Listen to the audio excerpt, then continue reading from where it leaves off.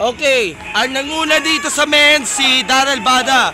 Sumunod si Reg sa Kasikito.